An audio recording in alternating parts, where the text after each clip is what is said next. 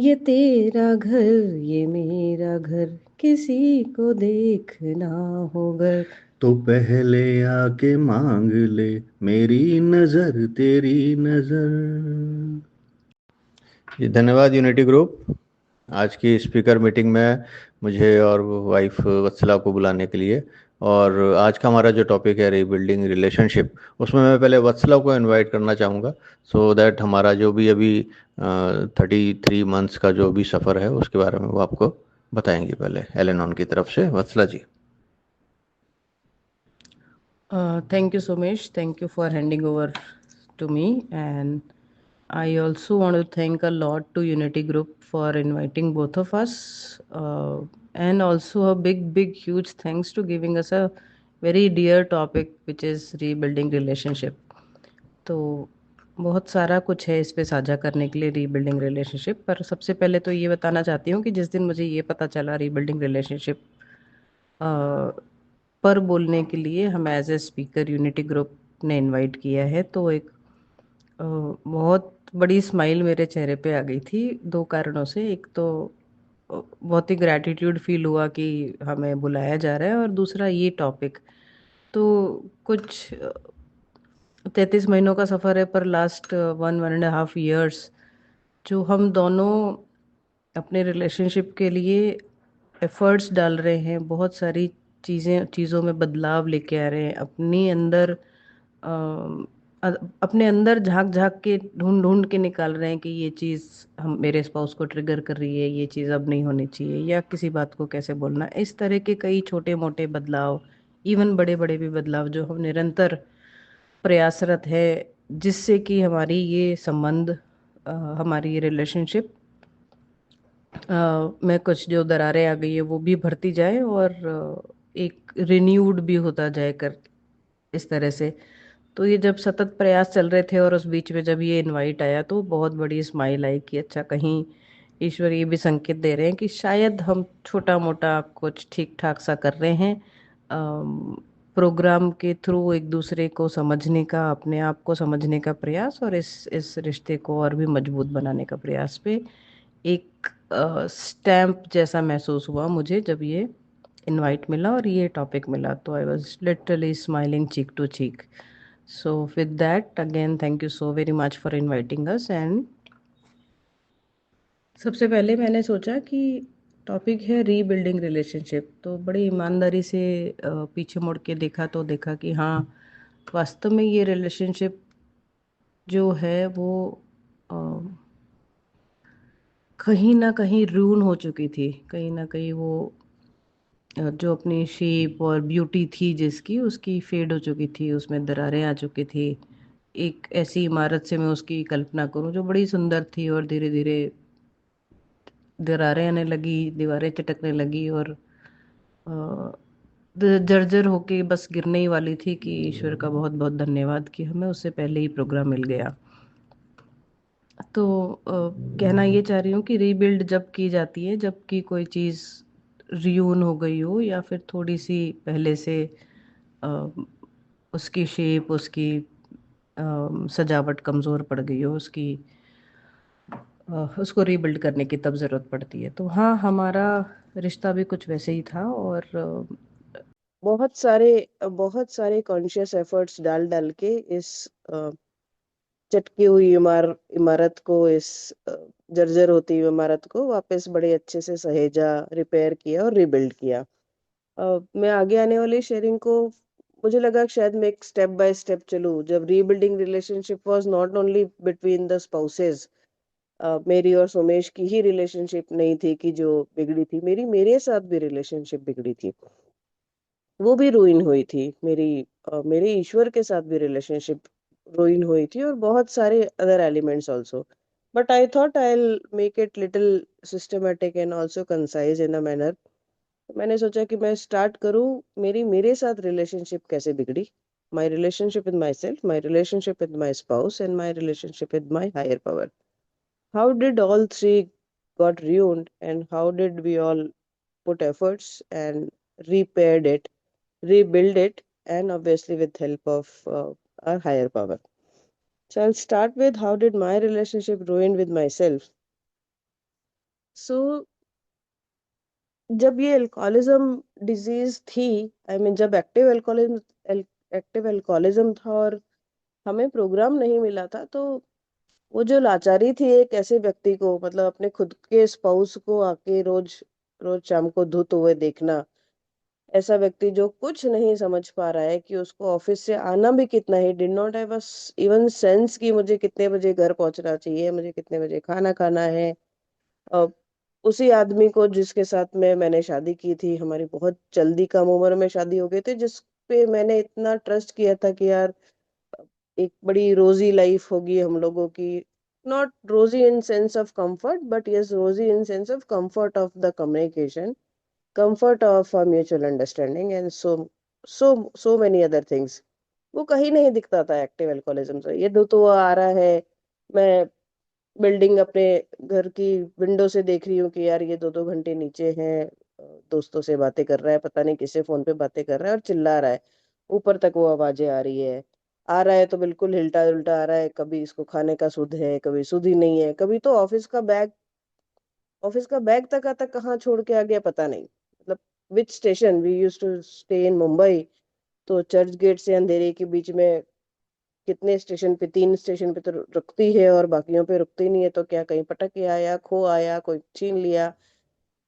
ये सारी जो अजीब सी सिचुएशंस और हॉरिबल सिचुएशंस होती थी, तो बड़ी वो पावरलेसनेस वर्ड्स जरूर दोस्तों इस प्रोग्राम में आने के बाद मिला, पर वो उस समय झल्लाहट होती थी, उस समय कंफ्यूजन होता था कि क्या ही चल रहा है। मतलब मैं अपने बच्चे को, 5 साल छोटे बच्चे को बता सकती थी कि यार ये करना है, ये नहीं करना है, और वो समझ भी जाता, पर ये बंदा है 30 साल प्लस का, इसको समझ ही नहीं आ रही है कि मुझे क्या करना है और मैं क्या हूँ उस सब में, मतलब मैं क्या रोल प्ले कर रही हूँ, मुझसे कहा ही नहीं जा रहा है इसको। तो वो जो helplessness, hopelessness, constant frustration and constant what should I से, एक प्रेशर्ड सिचुएशन जो मेरे ऊपर बिल्ड होती ही रहती थी 24 घंटे। मतलब 24 घंटे इसलिए कह रही हूँ, रातों की नींदों में ऐसे उठ के आती थी हाथ साइड में कि यार ये बंदा सो रहा है या उठ के पीने चला गया। और सालों ऐसे हुआ है कि मैं झटकों से ही उठी हूँ, मुझे ऐसे फिट्स आते थे जैसे किसी बंदे को, नॉर्मल इंसान को, वैसे मुझे पूरी रात में 3-4 बार ऐसे झटके से उठती थी कि यार ये पास में है कि चला गया। इस तरह का कांस्टेंट दबाव में जब कोई व्यक्ति रहता है, जब मैंने अब रियलाइज किया, I did not realise that time that I was powerless and I was not accepting, I was also a disease, I became a disease person. अब पीछे देखती हो तो ओ माय गॉड, जब इतने कांस्टेंट प्रेशर में, fears में, frustration में, that helplessness, that produced in me a lot of self doubt कि यार मैं ही शायद खराब हूँ। इसने कहा नहीं कहा, कई मौकों पे कहा भी, लोगों ने भी कहा, इसके पेरेंट्स ने, पर मैंने खुद ने आज जिम्मेवारी लेती हूँ कि मैंने खुद ने सेल्फ डाउट प्रोड्यूस कर लिए थे अपने अंदर कि नहीं नहीं, I am not worth it, नहीं तो मैं इसको तो समझा ही लेती, इसको तो मना ही लेती। So a lot of self-doubt got produced. My self-worth got for a toss. मतलब मैं खुद क्या हूँ मुझे पता ही नहीं था, खुद के साथ समय नहीं बिताना, 24 घंटे एक आदमी को वॉच करना, एक स्पाई बन के रहना, दिन भर फोन करना, ये जस्ट आइडेंटिफाई करने के लिए कि अच्छा अब इसकी जबान लड़खड़ाई, क्या मतलब, अच्छा दोपहर के 3 बज गए, इसने पी लिया है। और इन सब में मैं कहाँ थी, मतलब इन सब में मैं मेरे लिए क्या सोच रही थी कि मुझे किस तरह की ग्रूमिंग चाहिए, मुझे किस तरह से अपने आप को ऑफिस में प्रेजेंट का। I was always been a working women और it takes a lot to hold on to that corporate job.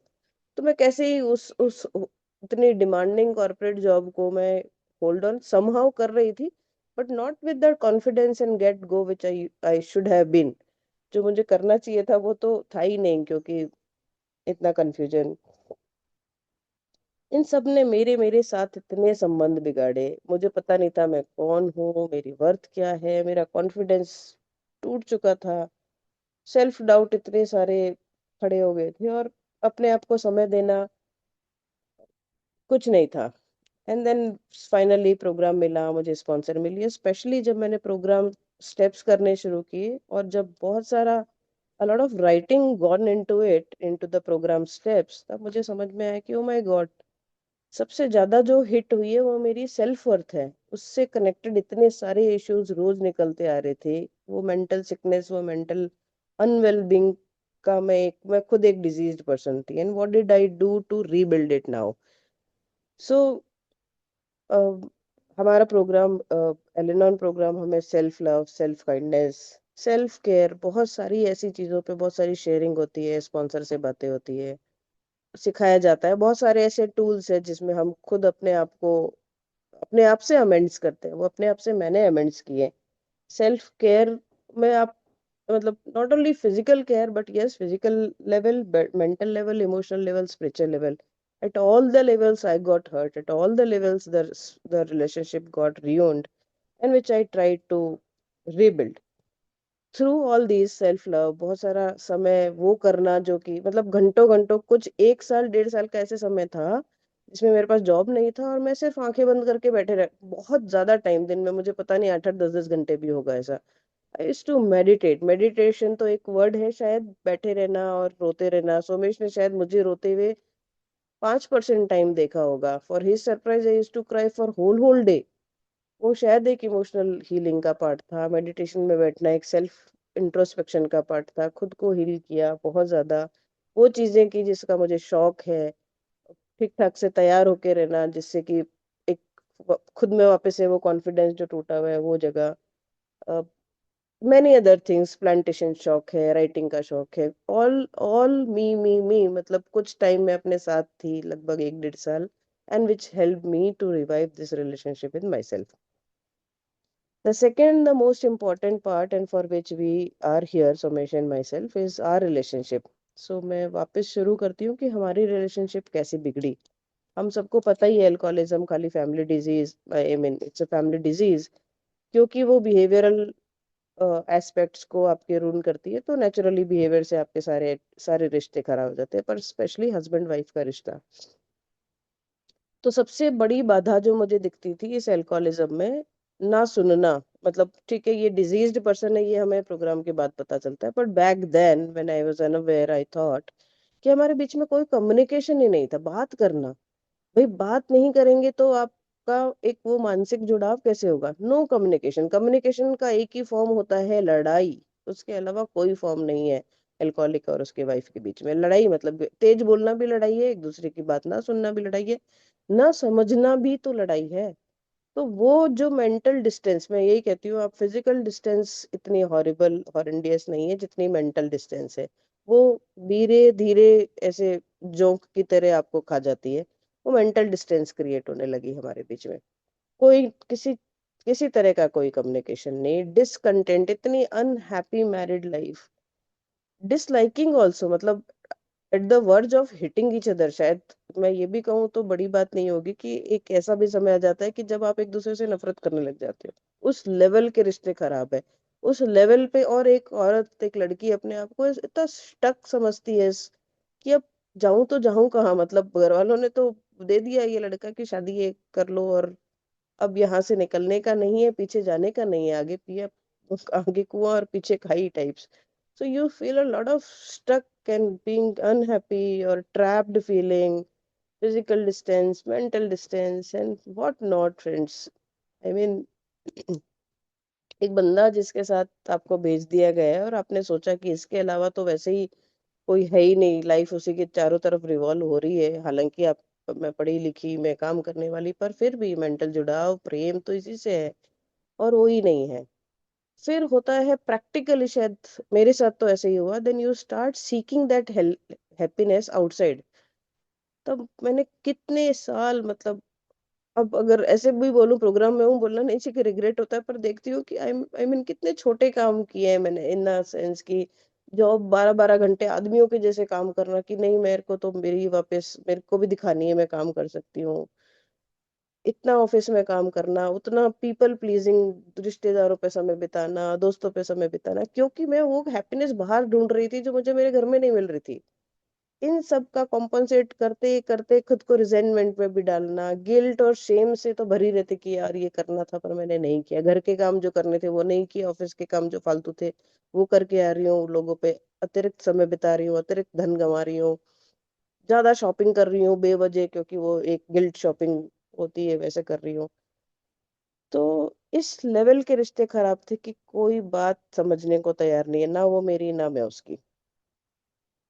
And thanks to the programme, million thanks. मतलब क्या ही बोलूं प्रोग्राम को, हायर पावर को, कि ईश्वर ने सद्बुद्धि दी, ईश्वर ने वो दिन दिखाया जिस दिन, पहले दिन हम उन कमरों में पहुंचे थे बिना किसी होप के, बस फिजिकली उठ के, साल भर तो ऐसे उठ के चले जाते थे। पर एक बात जरूर थी, कल भी जब हम बात कर रहे थे तब भी मेरी आंखों में आंसू थे, ये सोच के कि एक बात बहुत अच्छी हुई, शायद वो ईश्वर ने ही करी, कि हमें प्रोग्राम के बारे में इतना मतलब we did not know anything about it, but we did not even have any reservation about it. हम हमें ये भी नहीं पता था कि जादू हो जाएगा, सो में ये बंदा पीना छोड़ देगा, अल्कोहलिज्म से बाहर आ जाएगा। ना हमें इसका बहुत अ, कोई भयंकर विश्वास था कि भाई आस्था हो गई अब तो जाना शुरू कर दे। और ना ही हमें ऐसे हुआ कि यार क्या ही प्रोग्राम है, हमें थोड़ी समझ में आएगा और ऐसी कोई programme. We were open, I am saying, we were open and somehow we got connected and committed also. हम हर रोज, तब जब से मिला, रोज साथ में संडे मीटिंग जाना है तो जाना ही है, कम वॉट में। भयंकर सर्दी होती थी, बारिशों में लोगों से गाड़ियां मांग के, लोगों से एक्टिवा मांग के हम मीटिंग में वी शोड अप। हम हर बार पहुंचे हैं। और उसका बहुत बड़ा वो निष्ठा हमारे अंदर कैसे आ गई मुझे नहीं पता, पर उस निष्ठा ने, साथ में जाने ने बहुत सारे रास्ते खोल दिए, हमारा दिमाग खोला सबसे पहले। So that was the beginning point of relationship rebuild among us. हम दोनों की सुधरने ही तब लगी जब हम खुले हुए इस वो प्रोग्राम के बारे में। So openness helped us a lot. तब हम गेन करने लगे। हम फिजिकली पहुंच जाते थे, मेंटली वहां नहीं होते थे इनिशियली। सुमेश का नहीं पता, बट मुझे तो समझ ही नहीं आता था कि यार ये एलेनॉन्स क्या बोल रही है, शायद ऐसे ही मेकअप कर रही हैं, दो चार लोग उठ के बहुत ओवरवेल्म्ड है इस प्रोग्राम से, इसलिए ऐसा कुछ बोल रहे हैं कि सब ठीक हो जाएगा, ठीक हो जाएगा। बट छोटे छोटे वर्ड्स हमने पकड़े कुछ महीनों तक, तो सिर्फ ऐसे एक ऑटोमेटिक एक रोबोट रीड करता है, जैसे मैं लिटरेचर रीड करती रहती थी एक्सेप्टेंस पे, कितने पन्ने लिखे हुए हैं हमारे हमारे लिटरेचर में सिर्फ एक्सेप्टेंस के लिए, एक्सेप्टेंस एक्सेप्टेंस। ये जब वापस आप you sit back in a whole day and think कि आज क्या पढ़ क्या लिया है हमने, उसके बारे में सोचो, फिर थोड़ा मनन करके अप्लाई करने का, तब जब टाइम आता है तब वो चीजें याद नहीं रहती पढ़ी क्या था, अरे यार एक्सेप्टेंस अभी करनी है।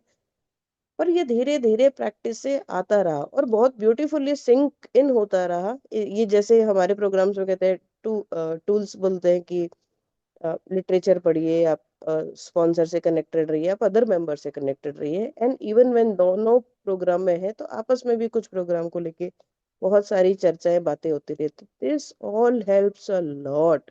ये सिर्फ कहने की बातें नहीं है। मैं अब तो जिससे बात करती हूँ कहती हूँ कि नहीं, मैं लिटरेचर की बात नहीं कर रही हूँ, मैं मेरे अनुभव की बात कर रही हूँ, जो कि बहुत सरप्राइजिंग है कि पढ़ते पढ़ते ही ये पन्ने शरीर के अंदर घुसने लगते हैं, ये दिमाग के अंदर घुसने लगती है ये सारी बातें।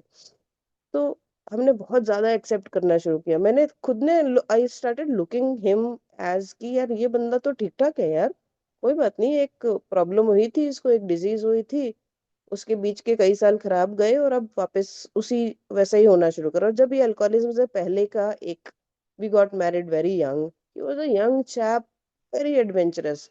हम दोनों को तो स्टार्टिंग मैरिज ईयर्स में लोग देख के बोलते थे कि तुम घर से भाग के आए हो क्या। हम वो बिंदास बड़ास बच्चे, मतलब यंग कपल थे कि माउंटेन चढ़ जा रहे हैं, बड़े रैंडम ट्रिप्स मार के आ रहे हैं, दो कपड़ों में जा रहे हैं, 7 दिन बाद आ रहे हैं, बिना खाए पिए घूमे जा रहे हैं। इतना एडवेंचरस जो बंदा था मेरे साथ, जिसने मुझे भी आउटगोइंग एडवेंचरस बनाया, तो वो गंदा कैसे हो सकता है, अब खराब कैसे हो सकता है। मैं I started looking at him differently and accepting him as he was. तो वो पहले भी सही था, अभी भी एकदम अच्छा लग रहा है, और बीच में जो हो गया खराब, ठीक है। जो जैसे आया उसको एक्सेप्ट करते गए। इसका मतलब ये नहीं है कि इसने अगर बकवास करनी शुरू कर दी तो उसको भी अपनाती रही, नहीं। The second thing which we revived a lot is our communication. मैंने अपने कम्युनिकेशन पे बहुत काम किया, बहुत काम किया। अपनी टोन को धीरे करना, कब इसको कौन, जब ये रिकवरी में था तो इसको बातें नहीं बोलनी, इसको टेंस्ड सिचुएशन में नहीं डालना, और डालना है अगर important, most important and critical दोनों है जो मैं हैंडल नहीं कर पा रही हूँ, तो ये आएगा, बैठेगा, सेटल हो जाएगा जब घर में, और दिखेगा इसका मूड ठीक है तभी बोलना है। तो क्या बोलना है, कब बोलना है, क्या नहीं बोलना है, और कब तक नहीं बोलना है, ये सब बातों के लिए I was very very mindful with the God real real grace कि वो कम्युनिकेशन मैंने स्टार्ट किया। Actually Sumesh can object on this, मैंने प्रैक्टिस करना स्टार्ट किया तो उन्हें अपने आप दिखाई दिया कि यार ये लड़ती नहीं है, कोई सरकाजम नहीं आ रही है, तो अपने आप स्पाउस पे फर्क पड़ा, आपके पार्टनर पे, आपके बिहेवियरल, आपके actions speak louder than words also happen a lot between the spouses। एक ये करता है तो दूसरे को लगता है यार ये चीज ये सही कर रहा है मैं भी करूं। So communication again help a lot. एक और हमारे प्रोग्राम का टूल बहुत सुंदर था, लिव एंड लेट लिव। मैंने अंदर तक इसके घुस के देखा, अंदर तक घुस के कि यार सभी तो लिव एंड लेट लिव कर रहे होते हैं, हम कहाँ एक दूसरे को लेट लिव नहीं कर रहे होते। मतलब this is a waste phrase for me once once way back. क्या लेट लिव क्या होता है, जी नहीं तो दे रहे हैं, हम कौन सा उसके सांसों पे जी रहे हैं। I am not grabbing his part of oxygen. तो ये समझ में आया, लेट लिव इज उसको तेरे स्टैंडर्ड्स पे जीने के लिए मत बाधित कर। मतलब मेरा तो ये था कि आज सुमेश को यही पैंट शर्ट पहन के ही मेरे साथ आना चाहिए, उस तरह का माइक्रो मैनेजमेंट, उस लेवल की कंट्रोलिंग। तो भाई उसको भी ब्रीद करने दो, उससे वो, नॉट दैट मैं उसको बोल रही हूँ हमेशा, पर मेरे मन में तो कांस्टेंट चल रहा है। वो फ्रेमवर्क है सुमेश का, ऐसे ही होना चाहिए, वो वैसे ही होना चाहिए, हर चीज ऐसी होनी चाहिए। लेट लिव मतलब let this human being be what he is, जैसा है वैसा रहने की आज्ञा तो दो, अलाउ तो करो उसको। चाहे उससे लड़ो मत, बट अपने भी अंदर उस बड़ा साधारण एक सरल सा स्टैंडर्ड कर लो कि यार मैं भी इजीली जीती हूँ। मैं कई बार बोलती थी मैं सुबह 4 बजे उठ जाती हूँ, ये नहीं उठ सकता, ये नहीं उठ सकता। मैं भी नहीं उठ सकती हूँ 4 बजे सुबह, ये तो मैं किसी मजबूरी के कारण कुछ मैंने मेरे दिमाग में आ गया है। And I use to wake up a lot at 4 o'clock, और वो वापस हैबिट मेरी टूट गई। ना हम दोनों एक जैसे हैं, हम दोनों लेट उठ रहे हैं। तो जो उसमें कमियां हैं वो मुझ में भी कमियां हैं, मैं क्यों नहीं देख रही हूँ अंदर। और एक पॉइंट के बाद तो ये बात बहुत स्टार्किंग और बहुत ही अनयूजुअल दिखी मुझे। अब तो मैंने उसका शायद थंब रूल बना लिया मेरी लाइफ में कि मैं जैसे ही सोचती हूँ सोमेश में ये कमी है, मेरी एक उंगली उसकी तरफ उठती है, तो पता नहीं उसी दिन इंट्रोस्पेक्शन में या 2-3 दिन में वही कमी मुझे अपने अंदर भी नजर आने लग जाती है। तब मैं कहती हूँ oh my God, it was my own self reflection on him. तो कुछ भी नहीं है, आपको पार्टनर में कमी नजर आए तो वो कमी आप में खुद में है जो आप उसके ऊपर प्रोजेक्ट कर रहे हो। और probably you both are absolutely same, you both are have all these negative or positive traits, all the traits definitely। जब प्रोग्राम हम दोनों अच्छे से कर रहे थे तो एक और चीज समझ में आई कि ये हमारा कॉमन डिनोमिनेटर है। हम एक चीज हमें ऐसी मिली है प्रोग्राम, जिसके बारे में हम बहुत बातें करने लगे, तो बहुत बातें कर रहे तो बहुत सारा टाइम स्पेंड करने लगे, बातें करते करते वॉक पे चले जाते थे। सो ये जो कॉमनलिटी आई हम दोनों के बीच में, जो कभी कभी नहीं थी, कोई एक मुद्दा नहीं था जिसपे हम दोनों बात कर सकते थे, क्योंकि हम तो लड़ते थे और मुद्दे का तो हिंदुस्तान पाकिस्तान बना दिया करते थे। अब एक चीज थी हम दोनों के बीच में प्रोग्राम जिस पे हम बात करने लगे। ऐसे ऐसे हमने दो चीजें और ढूंढ के निकाली जानबूझ के, जब ये देखा कि यार यार इट इज वर्किंग, ये कॉमन चीजें काम कर रही है। वापस से वापस घूमने जाना, छोटे छोटे ट्रिप्स लगाना, या वीकेंड्स पे लंबे वॉक, मंदिर जाने का शौक उसको भी ऑफ लेट डेवलप हुआ तो मंदिर चले जाना, इस तरह की कॉमन चीजें जो हम कर सके। उसने हमारे प्रेम को भी वापस बढ़ाया, समय भी बहुत सारा दिया साथ में बिताने को। And lot of things actually, एक दूसरे के लिए साथ समय बिताना, learn and listen is another thing which I personally practised a lot. मैं पहले भी बहुत ही अच्छी लिसनर थी, पर अभी इन सालों में प्रोग्राम में आने के बाद मैं पूरे खुले दिल से उसको सुनती हूँ। उसमें कुछ भी मिलावट नहीं होती, वो बोल रहा है और इधर मैं सुन रही हूँ। मुझे कुछ नहीं होता, हाय ये शब्द इधर से उधर बोल दिया, देखो इसके तो मन में क्या चल रहा है। कई बार होता है कि इसका व्यू एकदम डिफरेंट होता है, मैं सोचती हूँ हाय ये दुनिया को ऐसे दिख रहा है, हाय इसका तो दिल साफ ही नहीं है। मतलब वो सब मैंने हटा दी। और भी ऐसी बहुत सारी दूसरी बातें, not only with him but even around the world with me, जो भी पर्सन मेरे साथ कम्युनिकेशन में, मेरे बच्चे, मेरे एम्प्लॉयर, फ्रेंड्स, मेरे कान बिल्कुल खुले हैं, मेरा दिल उस समय बिल्कुल अपनी आवाजें इनर वॉइस में बंद कर लेती हूँ कि वॉइस सामने वाले की है, उसको इज्जत दे, उसको रिस्पेक्ट कर, learn to listen and listen to learn.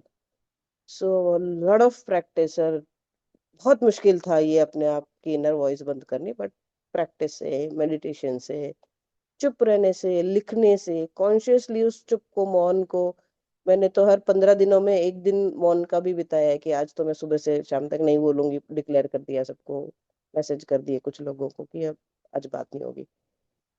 So overall that help a lot with us, and for by God grace and lot of thanks to each other and a lot of gratitude कि हमें ये exercise, ये सारी चीजें जानने मिली, उनको मनन करने का समय भी दिया भगवान ने, नौकरियां छुड़वाई दुनिया भर की, समय मिला उससे बैठ के सोचने के लिए, और उस इन चीजों को अपनाने में जो प्रयास लगे, जो टूटा है अंदर से सब कुछ, जो ह्यूमिलिटी आई, जितनी ऑनेस्टी आई अंदर की, कचरा है ये, क्या ही कर रहे हैं हम यार, निकालो इन सब छोटी छोटी चीजों को बाहर, ये सब करने में जो करेज लगा, I am so thankful, I am so glad कि चाहे ये आधा % ही हुआ हो, पूरा जीवन भर चलने का प्रोग्राम है, मैं अंतिम सांस तक यही कहूंगी कि ओ माय गॉड, मतलब क्या ही हमें वेल्थ मिली, क्या ही हमें सुंदर जीवन मिला, जो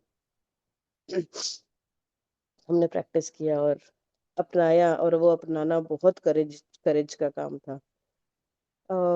Third thing I want to touch upon slightly again on my relationship with my higher power, and it is again very very important to me, मेरे लिए बहुत important थी ये चीज। और वो तो रियलाइज, ये तो फिर भी दो चीजें रियलाइज तो हो रही थी काफी टाइम तक कि मेरे साथ रिश्ते खराब हो चुके हैं, मेरे इस बंदे के साथ रिश्ते खराब हो चुके हैं, और मुझे नहीं पता था कि मैं कहाँ मन मन में उसको फाइनली मतलब ले दे के चढ़ जाओ भगवान के ऊपर कि तूने खराब किया। उसको मैं कितना कोस रही थी, लिटरली कोस रही थी।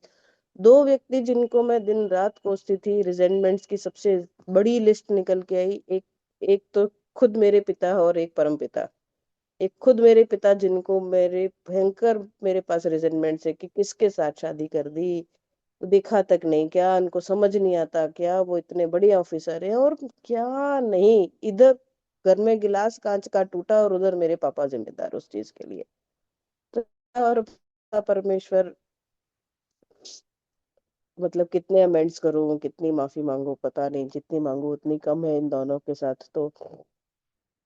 पर हम जिम्मेवारी नहीं लेते, मतलब मैं जिम्मेदारी नहीं ले रही थी इस बात की कि मुझे ही ठीक करना है।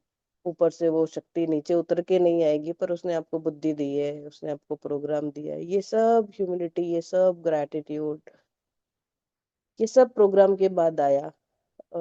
एक थोड़ा सा इससे पहले का एक्टिव अल्कोहलिज्म के बीच की बात बताती हूँ। तो मैं हमेशा एक बहुत रिलीजियस पर्सन थी। मैं एक इतने सादे परिवार से, इतने संगठित परिवार से, और अ, इतनी उतने ही एडुकेटेड और उतने ही ग्राउंडेड लोगों के घर में पल बढ़ के आई, जो बहुत ही सरल व्यक्ति थी, जो बहुत ही सरल लड़की थी कि ठीक है ऐसे होता है तो ऐसे कर लो, हर लोग तो बात मान ही जाता है। मेरे पिता मेरी माता की बात मानते थे, मेरी दादी मेरी मम्मी की बात मानती थी, मेरी मम्मी मेरी दादी की बात मानती, सब घर में हाँ था, ना तो था ही नहीं उस घर में कभी भी। और कोऑपरेशन था उस घर में, और भगवान की बातें थी उस समय। जो चार व्यक्ति बैठते थे तो ईश्वर की कथाएं करते थे, कोई भागवत की बात कर रहा है, कोई कुछ की। मैं उसमें पल बढ़ के ही मैं वही प्रैक्टिस कर रही थी, लेकिन उस घर में भगवान की बातों के साथ घर में शांति भी थी। हमारे घर में शांति नहीं थी, भगवान जरूर बैठे थे। तो वो मैं करते करते कुछ टाइम बाद बड़ा डिस्कनेक्ट सा हुआ कि मैं इनको क्यों ही अगरबत्ती लगा रही हूँ, 10 तरह के पाठ कर रही हूँ, क्यों करना है।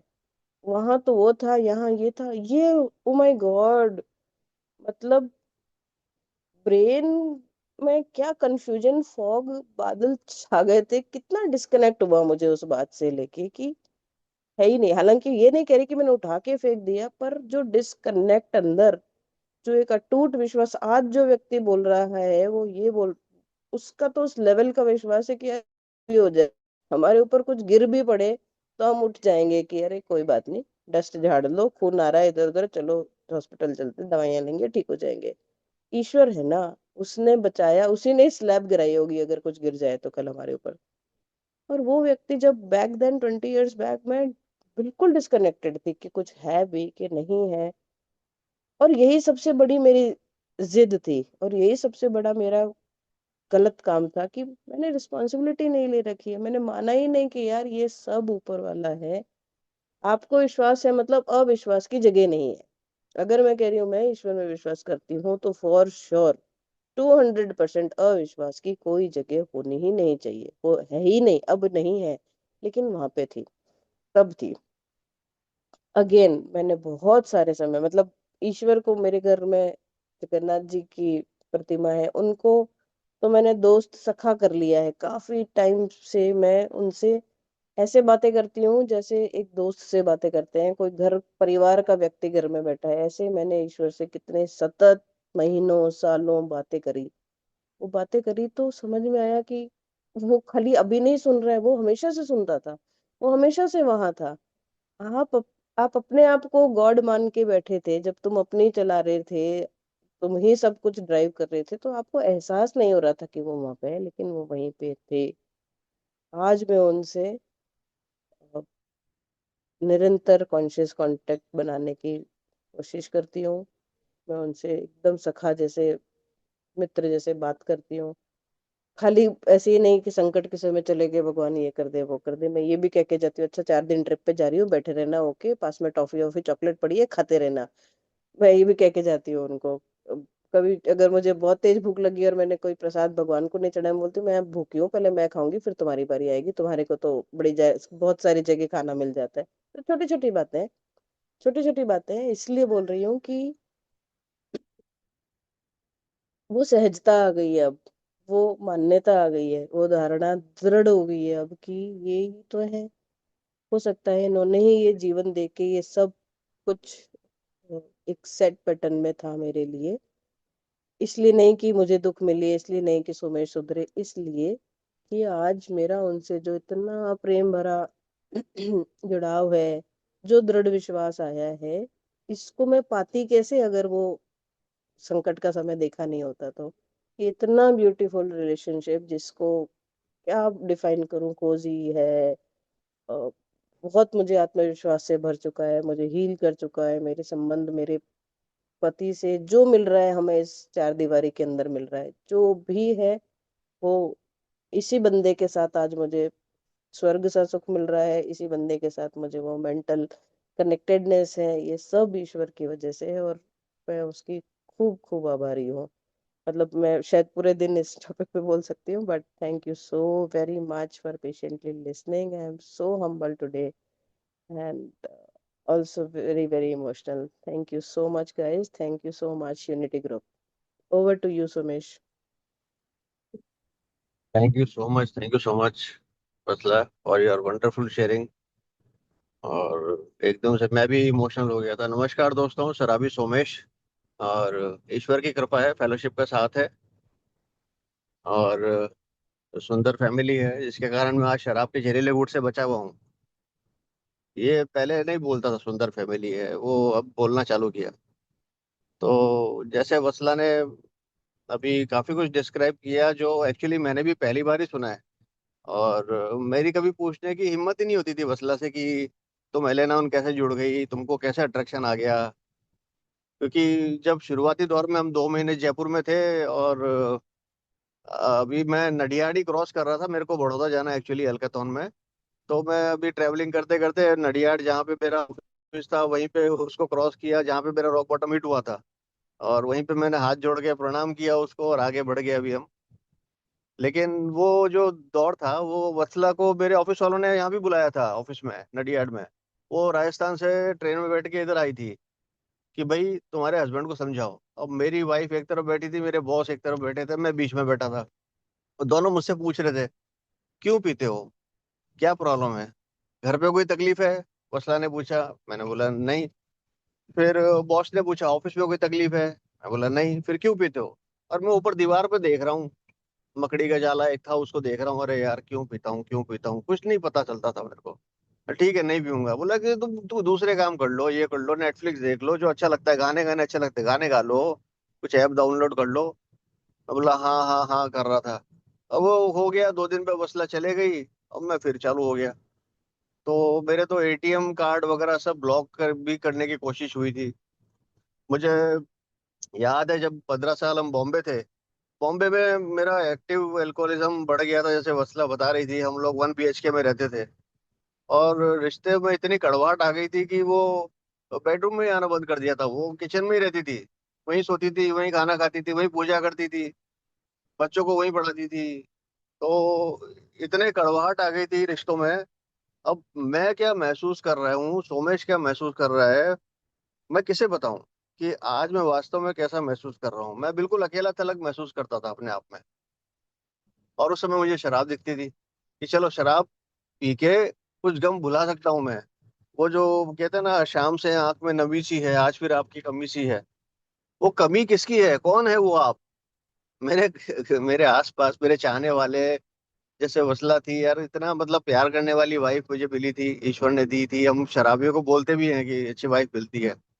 वो होते हुए भी मैं कटा हुआ था, क्योंकि किसी के साथ अच्छे संबंध के लिए यार मुझे ईमानदारी चाहिए थी। और जब मैं खुद अपने आप से बेईमान था, तो मैं दूसरे के साथ कैसे ईमानदार हो सकता था?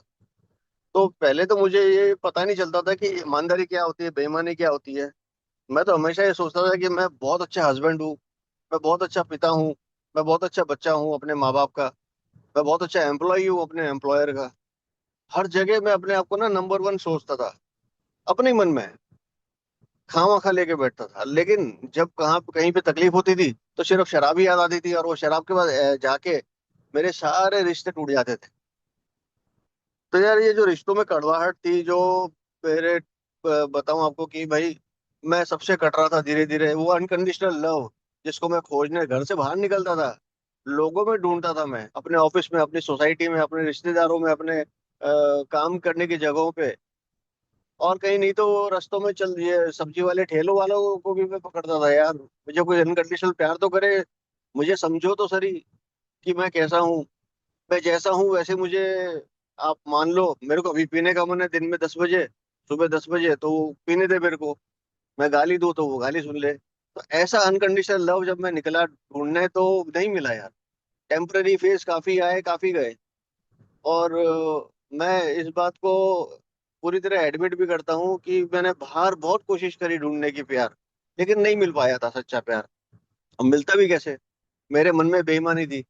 तो वो सच्चा प्यार नहीं मिला, तो मैं अपने आप से कट गया, मैं डिसकंटेनमेंट में चला गया। असंतुष्टि की भावना जो थी मेरे अंदर, वो आध्यात्मिक शून्यता की तरफ बढ़ती गई।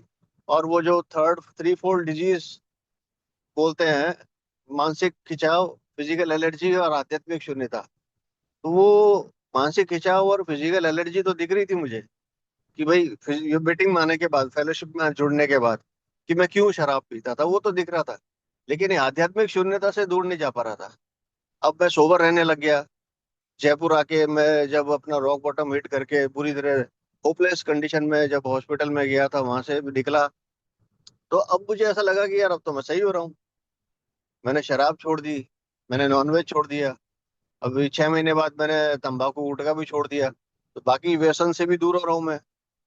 तब असली जंग शुरू हुई, क्लैश ऑफ द टाइटंस, कि भाई जो तुम हो वो मैं भी हूँ अब, और मैं तुमसे ज्यादा आध्यात्मिक हूँ, है ना, एक्सेप्टेंस मुझे ज्यादा पता है, तुमको कुछ पता ही नहीं। वो चीजें मेरे अंदर आने लगी।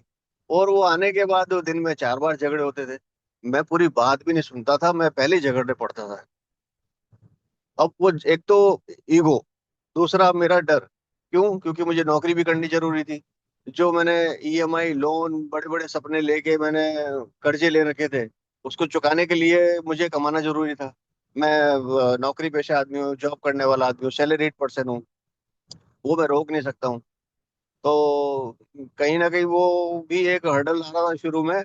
लेकिन ईश्वर देखता है, वो मेरे को समय के साथ सही जगह पे पहुंचाता है। बट मैं ईमानदारी से प्रार्थना करूँ ना, तब। तो 2 महीने बाद मेरी जॉब चेंज हुई। अच्छा, उसमें एक कहानी ये भी थी, मेरे माँ बाप ने, घर वालों ने हमको घर से निकाल दिया। और मैं घर कैसे पहुंचा, मैं तो बॉम्बे था। तो बॉम्बे में मैंने बार्गेनिंग करी थी वाइफ से कि यार अपन ज्योग्राफी चेंज करते हैं, माँ बाप के साथ रहते हैं, मेरे को 20-25 साल हो गए माँ बाप के साथ नहीं रहा, क्या पता मैं सुधर जाऊं। वो उसी उम्मीद में हमने पूरा अपना बसा बसाया घर जो बॉम्बे में था, बच्चे पढ़ रहे थे, वाइफ ने वहां से एमबीए किया, मैंने वहां से एमबीए किया, हमने कॉर्पोरेट दोनों जॉब करते थे, वो दोनों छोड़ छाड़ के, सब कुछ छोड़ छाड़ के, सारा सामान छोड़ छाड़ के, मेरी जो कार थी वो मैंने बेच दी थी क्योंकि कार मैं अफोर्ड नहीं कर पा रहा था, धीरे धीरे बाइक भी बेच दी मैंने। तो हम जयपुर में आ गए माँ बाप के पास, और वहां पे ज्यादा समय रह नहीं पाए यार। और वो रिश्ते रिश्ते जो थे मेरे, वो पहले ही से बिगड़े हुए थे, वो और ज्यादा बिगड़ गए। अब उसमें क्या हुआ, मैं तो आ गया नडियाड में जॉब करने, बच गए मेरे बच्चे और वाइफ फंस गए बिल्कुल तकलीफ तकलीफ में, उनको मैं वैसे ही छोड़ के आ गया। मुझे किसी की परवाह थी भी नहीं पहले से, तो वो मैं किसी को वैल्यू नहीं देता था, और यहाँ आके मैं फिर पीने लग गया। तो उस समय माँ बाप और वाइफ और बच्चे मतलब सभी बीमार हो चुके थे, और वो बीमारी का आलम ऐसा था कि 10 दिन का वो अल्टीमेटम दे दिया था कि तुम घर से निकल जाओ। और मुझे पता भी नहीं चला, ये लोगों ने घर शिफ्ट कर लिया और एक छोटे से किराए के घर पे रहने लग गए। और मेरा बच्चा बोर्ड के एग्जाम दे रहा था, उसमें वो भी फेल हो रहा था, माँ बाप ने घर से निकाल दिया, अपने ही गांव में मैं अपने घर का नहीं रह गया। तो वो बहुत भावनात्मक मैं तकलीफ में आ गया था।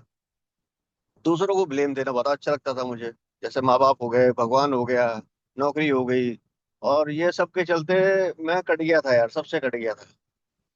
लेकिन जब मैं वापस गया, मेरी वाइफ उस समय जब मैं पहले महीने की सोसाइटी में था, हमारा घर का सामान पूरा खुल भी नहीं पाया था यार, और ना ही मेरे पास जॉब थी।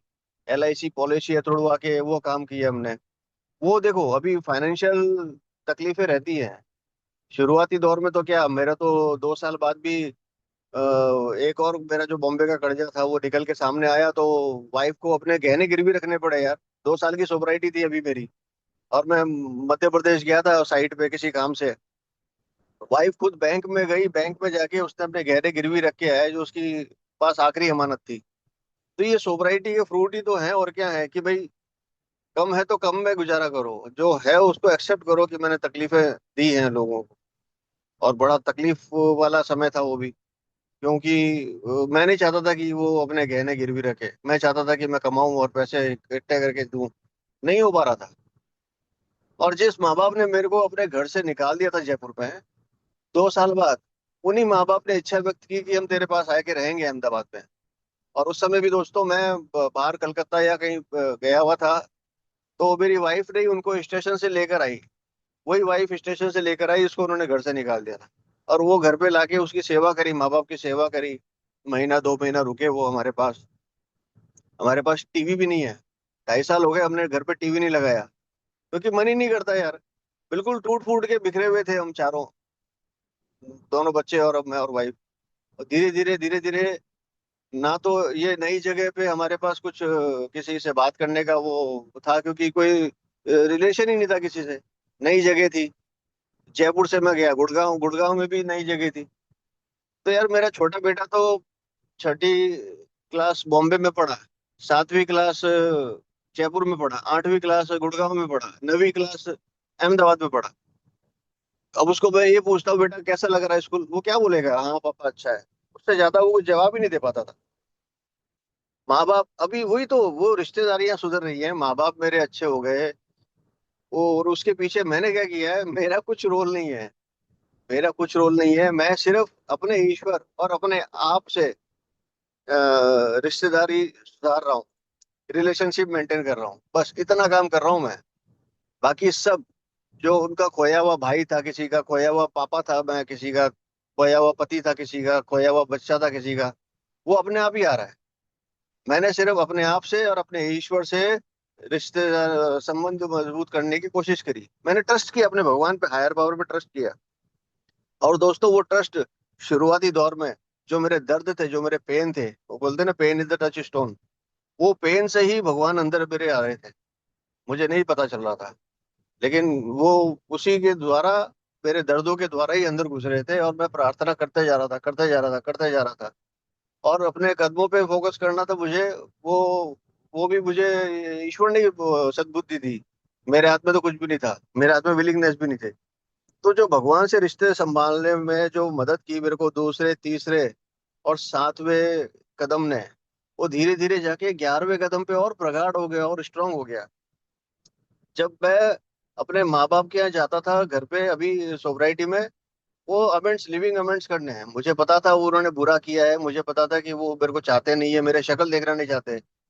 फिर भी मैं यहाँ से रात को बस पकड़ के जाता था अहमदाबाद से, सुबह उतरता था, घर पे जाता था, कभी पंखे साफ कर लिए, कभी कूलर हटा दिया, छोटे मोटे घर के काम कर दिए। रात को फिर ट्रेन में बैठता था या बस में बैठता था, फिर अहमदाबाद आता था। अगले दिन कमर दुखती थी लेकिन ऑफिस जाता था। तो ये 11th स्टेप की जो प्रार्थना है, इसमें लिखा है कि समझो ना कि समझाओ, प्यार दो ना कि प्यार मांगो। वो अनकंडीशनल लव जो मैं शुरू में ढूंढता था दुनिया भर में, अब मैं बांटने की कोशिश कर रहा हूँ दोस्त। उसके लिए चाहे मुझे शारीरिक मानसिक रूप से थोड़ा तकलीफ आवे तो आनी चाहिए, कोई बात नहीं, लेकिन सामने वाले को मैं वो लिविंग अमेंड्स करने की कोशिश करता था दोस्त। और उसी से ही मेरे संबंध सुधर रहे हैं। रही बात घर की, घर पे दोस्तों सोब्राइटी शुरू होती है, मेरी वाइफ और मैं कितनी बार झगड़ा करते थे छोटी छोटी बातों को लेके। मेरे को ये सब्जी पसंद नहीं है, फिर भी तूने ये बना दी, ईगो हर्ट हो गया सोमेश भाई का। अरे भाई, जो बनी है वो भगवान का प्रसाद समझ के क्यों नहीं खाता? दोस्तों, जिस दिन से मैंने वो भगवान का प्रसाद समझ के खाना चालू किया, यार मुझे सब खाना अच्छा लगने लगा। छोटी से सिंपल सिंपल सब्जी, दाल रोटी चावल मुझे टेंडली पसंद नहीं है, वो सब्जी भी मुझे पसंद आने लगी। तो ये छोटी छोटी चीजों में मेरे को कहाँ से सीखी मैंने? मुझे फेलोशिप में, मीटिंगों में आप लोगों ने शेयरिंग के माध्यम से स्ट्रेंथ दी है। मुझे बताया गया है कि भाई घर पे जाके समझो ना कि समझाओ। ये सेंटेंस मैंने पकड़ रखा था। मैं हर चीज में हाँ बोलना, जैसे उन्होंने बताया ना, हाँ हाँ हाँ बोलते थे इनके घर में। भाई बड़े अच्छे परिवार से आई थी और उसको मैंने गालियां देनी सिखा दी थी, इतनी तकलीफ में डाल दिया था। तो अब मैं भी वही चीज कर रहा हूँ कि मैं हर चीज में हाँ बोलने की कोशिश करता हूँ। वो डिनायल से एक्सेप्टेंस के मोड में आने की कोशिश करता हूँ छोटी छोटी बातों में। तो ये सब चीजें पॉसिबल हुई हैं जब मैं अपने आप से और अपने ईश्वर से, क्योंकि ईश्वर से संबंध बनाना और अपने आप से संबंध अच्छे रखना, यही मैं कर पाया हूँ। और ये कब कर पाया हूँ? जब मैं चौथे पांचवें कदम में अपने आप पे काम किया, स्पॉन्सर के साथ ये डिस्कस किया, भाई ये मेरे ये सब जो चारित्रिक दोष हैं वो मेरे को पता लगे।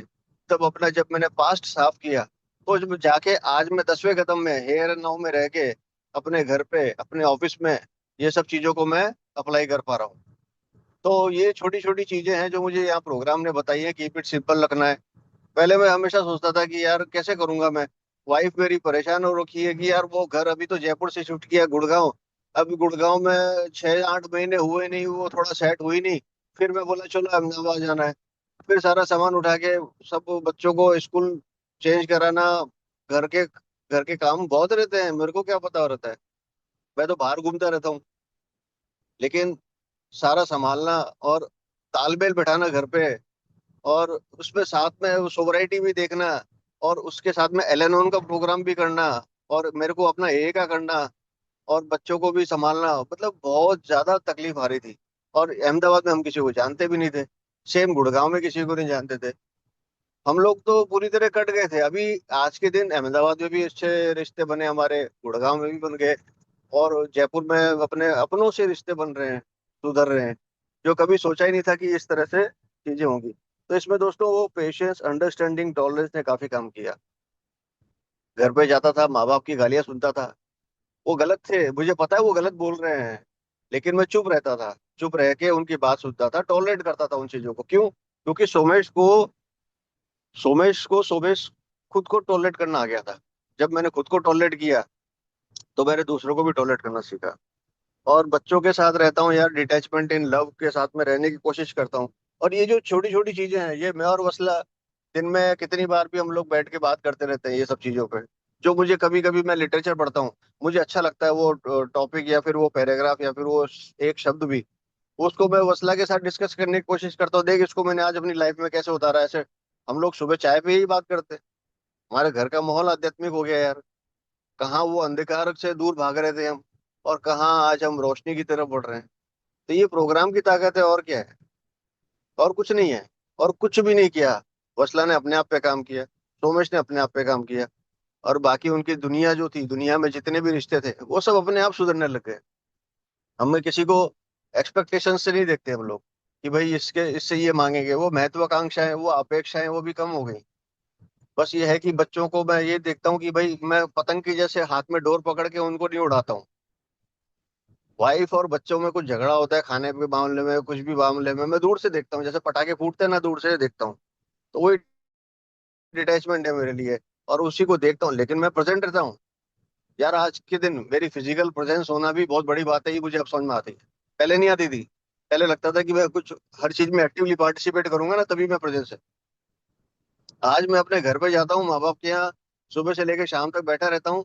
वो फिजिकल प्रेजेंस ही उनके अंदर, पापा के अंदर बड़ा प्राउड फील लेकर आती है कि मेरा बेटा आज यहाँ पे बैठा है, होशो हवास में बैठा है। और कहाँ वो मेरे को वो लॉक करके बंद करके रखते थे। यार मैं जयपुर में नौकरी नहीं कर पा रहा था, गुड़गांव में नौकरी मिली मुझे। वो मेरी समझ नहीं आ रही थी, मैं नहीं कर पाया उसको भी किसी कारणवश, क्योंकि मुझे कच्छ भेज दिया था, वहां पे मीटिंग नहीं होती थी, कुछ नहीं होता था, हॉल्ट नहीं कर पाता था। तो मैं भगवान से प्रार्थना करी तो मुझे अहमदाबाद में नौकरी मिली। तो हर जगह नया स्टाफ, नए लोग, नए बॉस, नए कामकाजी जो रहते थे वो मिलते थे। अलग अलग तरीकों की भाषाएं थी। तो सबके बीच में, और वो पुराने स्टाफ, 15 साल 20 साल ओल्ड पुराने चावल, और मैं नया कच्चा चावल। और उस समय मेरी सोबराइटी भी थी। तो मैं डरों में जीता था। वो सामने बॉस के केबिन में जाके मैं आंख बंद के आत्म शांति की प्रार्थना करता था, वो मुझे बोलता था, हाँ सोमेश क्या कर रहे हो? मैं बोला, नहीं नहीं कुछ नहीं सर। अब उसको क्या बताऊं मैं, ये प्रार्थना सेरेनिटी प्रेयर कितनी इंपॉर्टेंट है मेरे लिए। मैं डरा हुआ हूँ अभी, क्यों डरा हुआ हूँ वो नहीं बता सकता उसको। मेरे 2 साल कैसे निकले, 3 साल कैसे निकले, आज क्या स्थिति है, मैं नहीं बता सकता उसको। मेरे को नॉर्मल रहना पड़ता था। तो ये तकलीफों के साथ में वो रिजनमेंट भी आता था लोगों पे, कि भाई कोई छोटे छोटे स्टाफ मेरे को ऐसे हड़काते थे, अरे जाओ यार, ये तुम, मैं नहीं करूंगा, जाओ यार। बोला तुम जानते नहीं किससे बात कर रहे हो, मैं कितनी बड़ी बड़ी कंपनी में काम करके आया हूँ। वो सब चीजें यार धीरे धीरे निकली, जब 552 पेज की रिजायरमेंट प्रार्थना मैंने उसी एम्प्लॉय पे अप्लाई करी, कि भाई ये प्रकाश भाई को पता नहीं है, ये बीमार है, प्रभु इनको समृद्धि दो, हेल्थ दो अच्छी। मेरे को गुस्सा भी आता था, लेकिन फिर भी मैं उसके लिए प्रार्थना करता था। वो काम कर गई यार, 2-3 हफ्तों में आज वो मेरे से अच्छे रिश्ते में है। तो ये चीजें मैंने जब अपने ऑफिस में लागू करी, तो मेरे जो भी तकलीफें थी ना, मतलब मेरे जो भी अंदर घृणा भावना थी या फिर जो डर थे, वो निकल गए। और मेरी नौकरी भी चल रही है। 2 साल हो गए भगवान की दया से अहमदाबाद में। नहीं तो हम ये सोचते थे कि यार अभी कहाँ जाएंगे, कौन सी सिटी में जाएंगे, कहाँ घर लेंगे। इसी डरों में ही जीते थे हम लोग, मैं और वसला। आज वो डर नहीं है। अभी भी हमारा एग्रीमेंट खत्म होने वाला है अब मई में, इस घर का। तो हमको टेंशन नहीं है, तब की तब देखेंगे यार, ईश्वर कुछ ना कुछ करेगा। यहाँ तक लेकर आया है हमको। 3 साल में 3 घर बदले, 4 नौकरियां बदली, 4 स्कूल बदले, स्पॉन्सर भी नहीं मिल रहे थे, स्पॉन्सर भी मिले। तो ये छोटी छोटी चीजें जब हमने देखा कि हो रही हैं, और करने के बाद ही वो विश्वास आता है ना, फेथ। आपकी बातों से तो बिलीव जागा था मेरा, दूसरा कदम की तरफ बढ़ा था मैं पहले कदम से। लेकिन खुद पे काम किया, 11वें तक पहुंचा, तब जाके मैं आज न्यू कमर से बात कर पाता हूँ। अच्छा, इसमें न्यू कमर के साथ रिश्ते भी एक अलग ही मुकाम पे लेकर आता है मुझे, क्योंकि न्यू कमर से रिश्ते बनाना इतना आसान नहीं होता है। तो मैं तो खुद ही नहीं हूँ, मैं कैसे रिश्ते बनाऊंगा? तो मैं अपने एक्सपीरियंस से, वसला अपने एक्सपीरियंस से, अपने स्पॉन्सेस से बात करती है, मैं अपने एक्सपीरियंस से अपने भाइयों से बात करता हूँ। तो वो चीज है जो आज एक अच्छे रिश्ते की तरफ हम लोग आगे बढ़ रहे हैं। और सबसे बड़ी चीज है इसमें group of drunks. GOD God जो है मेरा, ये ग्रुप ऑफ ड्रंक ही है। यहीं से शुरुआत हुई थी मेरी, यहीं से मेरे को धीरे धीरे सेंस ऑफ बिलोंगिंग, मेरे अंदर जो ईश्वर है उनसे मिली थी। तो यार वो अहमदाबाद में, एक छोटी सी बात बता के क्लोज करूंगा। जब हम अहमदाबाद शिफ्ट हुए थे, 2 साल की सोबराइटी, नहीं 1 साल की सोबराइटी में, तो उस समय हम लोग एक वन रूम किचन में रहते थे, मैं, मेरी वाइफ और दोनों बच्चे। ना तो टीवी था, ना ही वॉशिंग मशीन थी, ना ही फ्रिज था, ना ही गाड़ी घोड़ा था। पैदल जाते थे, पैदल आते थे। और एकदम, जिसे कहते हैं ना, मिनिमम नीड्स के साथ में रहना। 2 महीने हमने वही की गुजारा किया था। और बड़े परेशान थे। बड़ा बेटा हायर एजुकेशन में जाना था उसको, कॉलेज में, कॉलेज नहीं था हमारे पास। छोटा बेटा 10th में आने वाला था, स्कूल नहीं था हमारे पास। वाइफ की जॉब चले गई थी, वो क्या करेगी, फ्यूचर डार्क था। मेरी नई नई नौकरी लगी थी अहमदाबाद में। तो मैं ये तकलीफ में था कि मैं क्या करूं अभी। लेकिन कुछ नहीं किया, मैं सिर्फ सांसें ले रहा था। सांसें ले रहा था और मीटिंगों में जा रहा था, तो वहां पे ग्रुप ऑफ ड्रंक्स के साथ में उन्होंने मुझे आशा की किरण जगाई। वही आज तक जागी हुई है यार, वही उसी के साथ में रोज एक एक दिन के हिसाब से जी रहे हैं हम। तो यही बोल के हम दोनों अपनी शेयरिंग को विराम देंगे। फिर से बहुत बहुत धन्यवाद करना चाहती हूँ यूनिटी ग्रुप का, and thanks to each one of you who have joined and listened to us patiently. Also, we want to close it with a beautiful Bollywood song. हमने ये देखा कि वही सुमेश है, वही वत्सला है, पर जीवन बिल्कुल बदल चुका है, जीवन बिल्कुल सुंदर हो चुका है। हम सारी खुशियाँ एक दूसरे में और अपनी चार दीवारी में और अपने घर में ढूंढते हैं और पाते हैं। एक बड़ा अनुकूल गाना हमें मिला, हमने सोचा हम उसे गुनगुना के इस आज की शेयरिंग को विराम देंगे। So it goes like this. ये तेरा घर, ये मेरा घर, किसी को देखना होगा तो पहले आके मांग ले मेरी नजर तेरी नजर। जो चांदनी नहीं तो क्या, ये रोशनी है प्यार की, दिलों के फूल खिल गए, तो फिक्र क्या बहार की। हमारे घर न आएगी कभी खुशी उधार की, हमारी राहतों का घर, हमारी चाहतों का घर, ये घर बहुत हसीन है। Thank you so much. Thank you so much.